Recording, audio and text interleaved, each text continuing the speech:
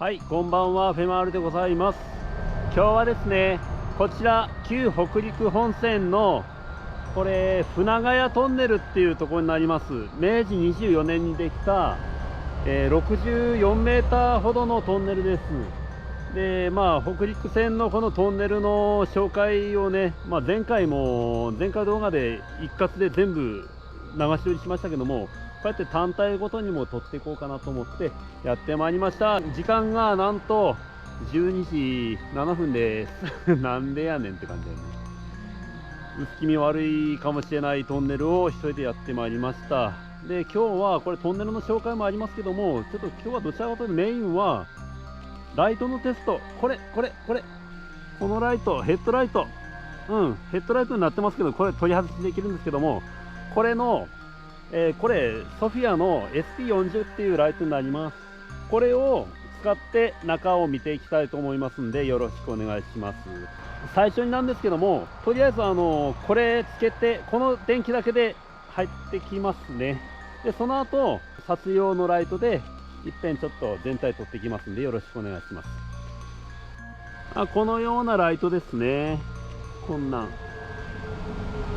で今ヘッドにつけてますけど、ヘッドアタッチメントもついてますけども、僕はこれヘッドアタッチメントはもうほとんど使わないと思うんで、これ取り外せるんですけどね。これなんですけど、これ取り外せます。今こうやってヘッドアタッチメントから取ることができます。片手難しいな。取れますんでね。取れた。でこのような感じで取り外せますね。これなんですけども、実際僕はこれ2種類しか持ち歩いてる、本当にこれ愛用品です。で今回こちらのライトはソフィア前回 C8F かな、あちらなんかだと電池を取り外して充電しなきゃいけなかったんですけども、こちら USB 端子で直接ここつないで充電できますので、本体のままで充電できるようになったのがこれソフィア初らしいですね。じゃあこの薄気味悪いこの夜中のトンネルをちょっとこのライトで探索してみますけども、一つお断りは、これはあくまで持ち運びがメインのライトですから、撮影には不向きかもしれません。その辺はご了承ください。で後半の方はちゃんと撮影ライトで撮りますんで、そのまま見ておいてください。ちなみに今この明かりは高速道路の明かりです。横にもう高速道路が走ってますんでね、ビュンビュンビュンビュンと、その今明かりで撮ってます。 GoPro もすごいな。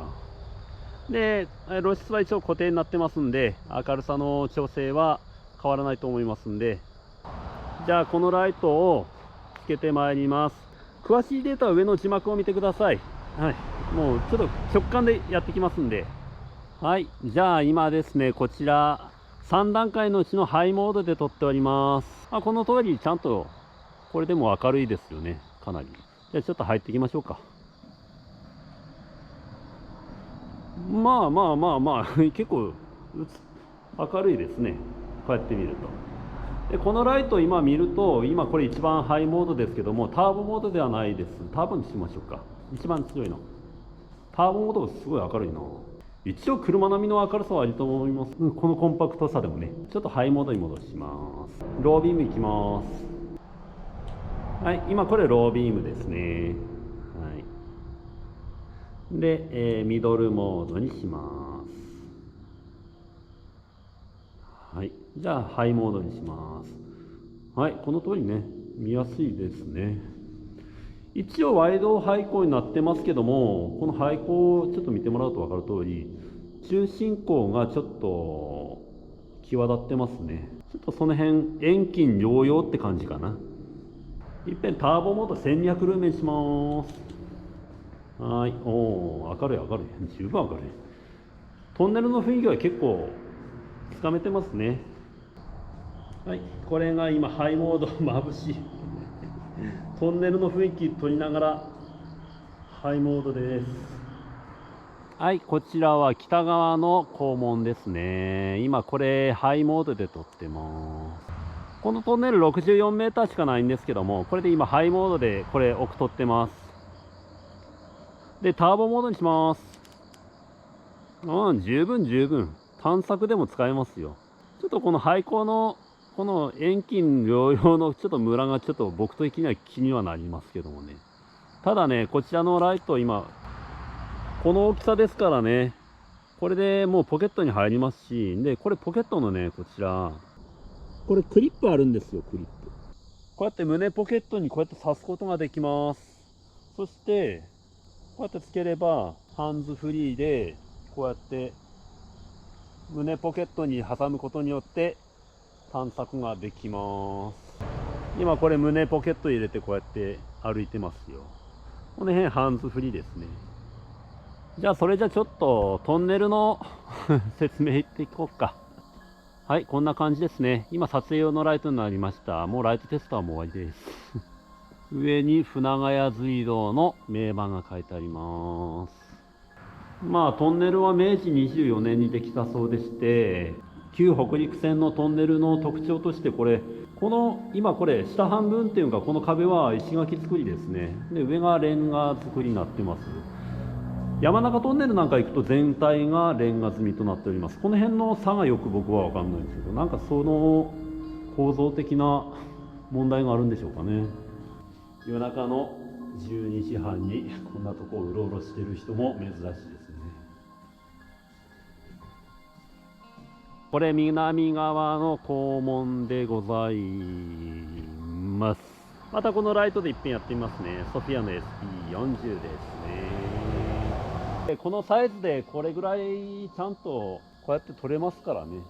十分ですよ。これでハイモードでございます。あとちなみになんですけども、ソフィア製品つながりついでにちょっとこれ今回本体やるつもりなかったんやけど、このライト C8G っていうこのライトもついでにちょっと照らしてみますね。このライトっていうのはかなり前にソフィアの C8F っていうライトのテストしたんですけど、それのまあ兄弟機みたいなもんで、これはスポット側です。で 566m っていう遠くまで照らすようなスポット光です。2000ルーメンかな。はい、いっぺん照らしてみましょうか。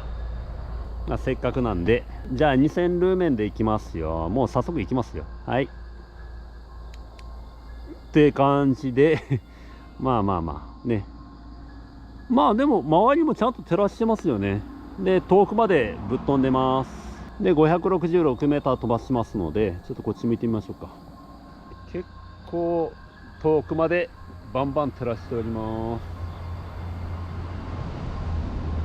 これが結構安かった。確か3000円台だったと思うんですけどもね、これもおすすめでございます。タクティカルライト系みたいなんで、こうやってケツを押すとこういうフラッシュができるんで、これを目つぶしってやると今みたいに賊が来た時にこうやってやるともう目つぶしになって、4秒ぐらいは目くらましにはなるから、その間に逃げれるんじゃないですかね。でどつくこともできますけど、それはあまり過剰防衛なんでやめときましょう。それではこの旧北陸線船ヶ谷隧道、64メーターぐらいのとこの撮影でしたけども、ライトもこちら概要欄書いておきますんで、また見といてください。そこに詳しく書いております。で夜中にこれ来ましたけど、ここは高速用脇なんで怖くないですから、皆さん夜来てみてください。肝試しにもなりませんよ。その人は怖いんかな。はい、そんな感じでございます。じゃあ軽くですけども、今日はこれまででございます。おやすみなさいませ。FMR でした。ありがとうございました。